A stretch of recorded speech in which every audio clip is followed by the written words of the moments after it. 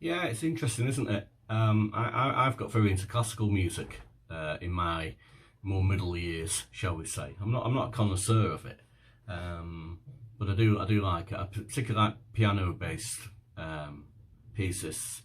Composers such as Debussy and Eric Satie, I just think are just some beautiful. The girl with the flaxen hair is just a piece to die for. And I like, some of the stuff like, Vivaldi, Baroque stuff, 17th century kind of music, or, the more early 20th century romantics of Rachmaninoff and Shostakovich, who I just think was a superb composer.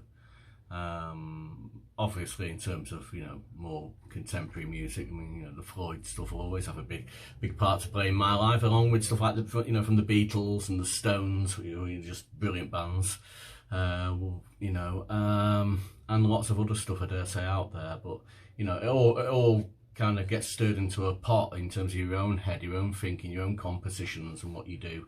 And there's a bit of everything, I guess, in what you then produce, because it influences you, and you hear it and you think, yeah, I like that, I want that, yeah, it's interesting stuff how we're influenced by different and shaped by different music forms, I suppose. I think I've always liked the idea of the concept album, as it were. And again, it probably goes back to listening to Floyd stuff, Dark Side of the Moon, The Wall. There's a flow in their work. There's a beginning, a middle, and end. There's a narrative, a story that's being told, and I like that. That's not to say that an album that is just composed of separate songs and all the rest of it can't be a good album. Of course it can. There's some really, really good, great albums like that, and Hunky Dory being one. I mentioned that earlier. I like the idea of telling a story, and I think that's in terms of recording Prodigal, this is where I'm coming from, really, that there's a narrative there that we're probably all quite familiar with.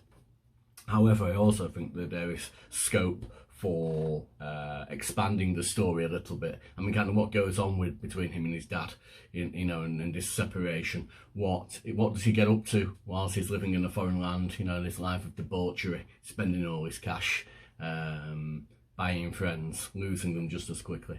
How does he end up in the pigsty? There's a lot to, there's things unmentioned within the Bible text, if you like, that I think you can add to without any great fear of being accused of heresy or any such thing. I hope I won't be stoned to death for adding things to this story, or filling out the detail perhaps more accurately. But I think I think it'll benefit from that. Otherwise, it's probably quite a short album, really, wouldn't it? It'd be like 3 songs, the beginning bit, the middle bit, and the end bit. Easier to do, but probably less fun.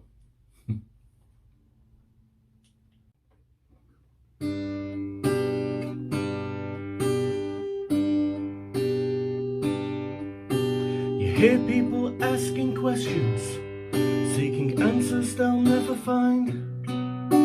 A puzzled looks and worried frowns, wringing hands and furrowed brows, seeking a peace they'll never find, searching for knowledge they'll always be blind.